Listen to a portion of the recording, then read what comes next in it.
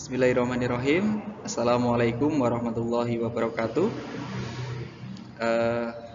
Mudah-mudahan kita dalam keadaan sehat semuanya. Kali ini Pak Doni akan membahas tentang perkembangbiakan pada tumbuhan. Nah, perkembangbiakan pada tumbuhan ini dibagi menjadi dua ya nanti ya, yaitu perkembangbiakan secara generatif dan secara vegetatif. Nah, untuk vegetatif nanti juga dibagi menjadi dua, vegetatif alami dan vegetatif buatan. Nah, untuk generatif sendiri, oh ya, gini ya. Untuk makhluk hidup ini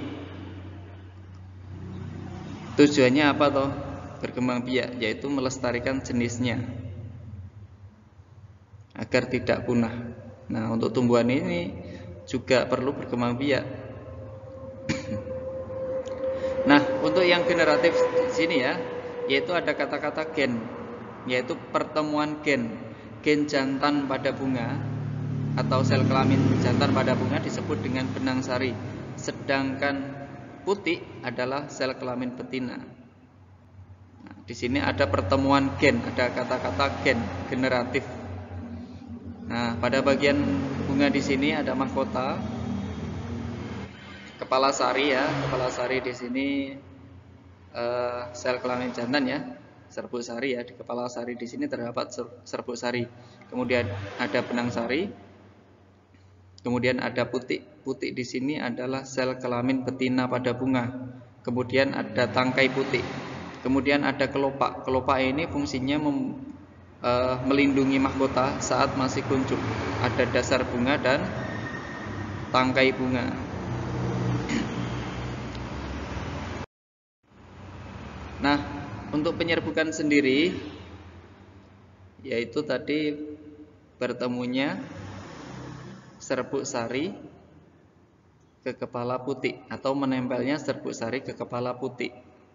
Nah, untuk penyerbukan pada bunga, di sini ada 4 macam. Penyerbukan sendiri yang pertama, yaitu serbuk sari menempel pada putik masih satu bunga. Kemudian kalau tetangga yang kedua di sini adalah serbuk sari menempel pada putik beda bunga tapi masih satu pohon.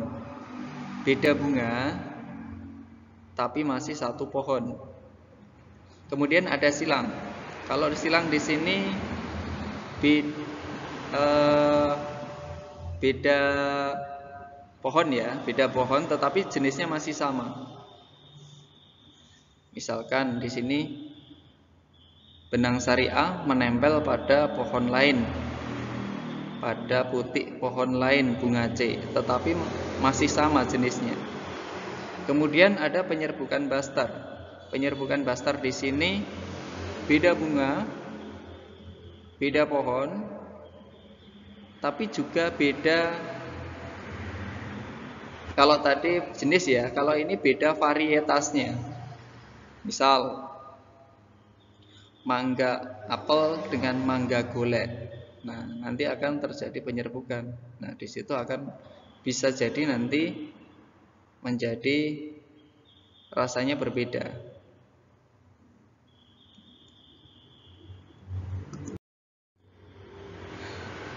Kemudian untuk penyerbukan sendiri ada yang dibantu oleh angin atau biasa disebut dengan anemogami ya.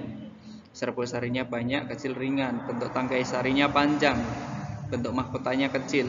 Nah, kemudian ada yang dibantu oleh air atau hidrogami. Biasanya terjadi pada musim hujan. Kemudian ada penyerbukan yang dibantu oleh hewan atau biasa disebut dengan zoogami atau zoidogami. Cirinya apa? Biasanya mahkotanya besar, warnanya mencolok, menghasilkan nektar. Di sini fungsinya untuk menarik serangga. Biasanya dibantu oleh lebah seperti itu. Kemudian mengeluarkan bau khas. Ini juga untuk menarik serangga, menarik lalat misalnya. Kemudian yang dibantu oleh manusia biasa disebut dengan antropogami. Antropogami. Biasanya ini terjadi pada tumbuhan vanili ya. Kita lihat di sini bunga vanili dibantu penyerbukannya oleh manusia atau antropogami. Kemudian untuk vegetatif sendiri ada dua macam, vegetatif alami dan vegetatif buatan. Alami dan buatan. Nah, vegetatif di sini tidak perlu pertemuan gen, tidak perlu membutuhkan dua individu. Vegetatif alami dan buatan. Jadi satu pohon saja bisa berkembang biak.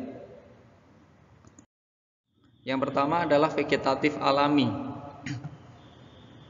Di sini ada tunas, yaitu tunas ini tumbuh dari batang yang terdapat di dalam tanah.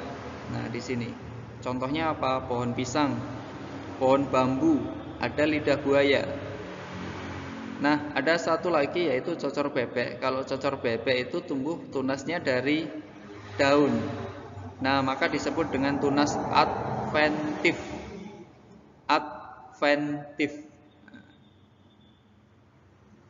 Untuk tunas di sini walaupun tumbuhan utamanya ditebang, maka akan tumbuh tunas dari samping-sampingnya.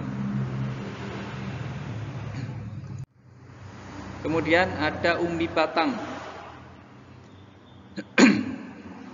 Nah, yaitu batang yang tumbuh di dalam tanah dan ujungnya menggembung seperti umbi. Nah, di sini ada kentang, umbi batang kentang. Kemudian ada umbi lapis ya. Untuk umbi lapis di sini contohnya bisa bawang merah, bawang putih, bunga bakung, bunga tulip, bawang bombay, ada 5 ya contohnya. Kemudian ada umbi akar. Nah, umbi akar di sini contohnya adalah wortel, lobak.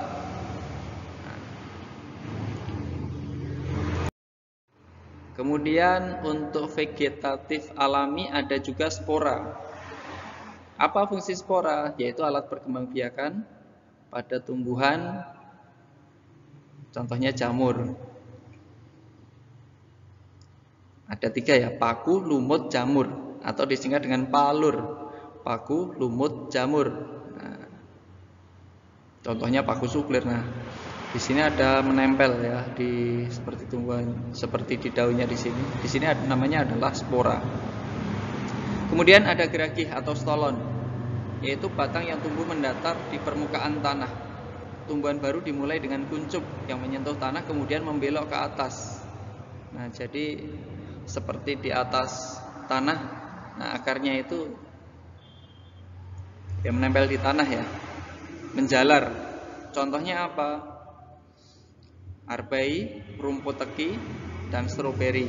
Nah, ini yang secara alami.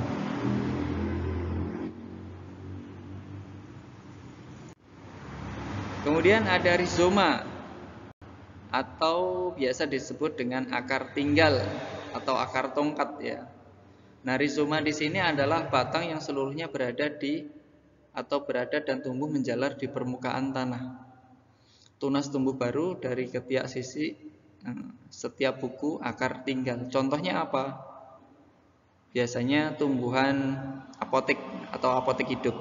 Jahe, kencur, lengkuas, kunyit, temulawak. Nah, di sini. Kemudian yang kedua, vegetatif, yaitu vegetatif buatan.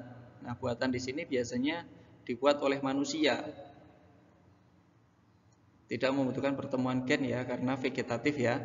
Untuk yang pertama adalah mencangkok, yaitu perbanyakan tumbuhan dengan cara memotong tubuh induknya ya. Nah, untuk caranya seperti ini, bisa dilihat di gambar. Kupas kulitnya sampai bersih, hilangkan kambiumnya. Nah, untuk mencangkok ini perlu tumbuhan yang mempunyai kambium. Setelah kambiumnya dihilangkan, kemudian dikasih tanah, dibungkus dengan plastik, di lubang, dan tiap hari harus disiram pagi sama sore. Ini adalah contoh mencangkok. Yang kedua, mengenten atau menyambung ya, merupakan penggabungan batang bawah dan atas ya. Dua tanaman yang sejenis. Nah, perhatikan di sini. Nah, tujuannya apa? Untuk menggabungkan sifat unggul dari dua tanaman sehingga diperoleh satu tanaman yang memiliki sifat unggul. Misalkan tanaman yang bawah ini akarnya kuat, sedangkan tanaman atas ini buahnya sangat manis. Nah, nanti dihasilkan akarnya kuat, buahnya manis. Jadi pertumbuhannya lebih bagus. Nah, untuk menyambung atau mengenten ini sebenarnya bukan perkembangbiakan tak ya, melainkan adalah perbaikan hasil. Nah, untuk menyambung atau mengenten ini saya perjelas lagi, bukan perkembangbiakan, tapi perbaikan jenis. Nah, kemudian ada stek. Nah, kalau stek ini juga termasuk perkembangbiakan karena ya bisa dilihat di sini diperbanyak ya, yaitu memotong bagian tumbuhan batangnya, kemudian contoh ditancapkan ke dalam tanah. Contohnya apa? Ketela pohon biasanya, sama tebu. Ini juga bisa tumbuhan mawar, ini juga bisa untuk stek, tapi harus punya cara khusus ya, tidak asal nancap.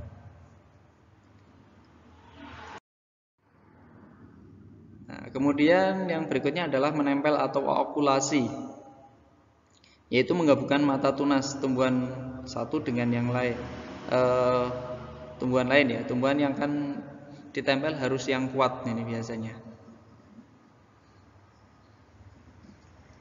Nah, untuk menempel atau okulasi ini bukan termasuk perkembangbiakan juga, tetapi menghasilkan tumbuhan yang memiliki dua sifat atau bunga yang berbeda sifat.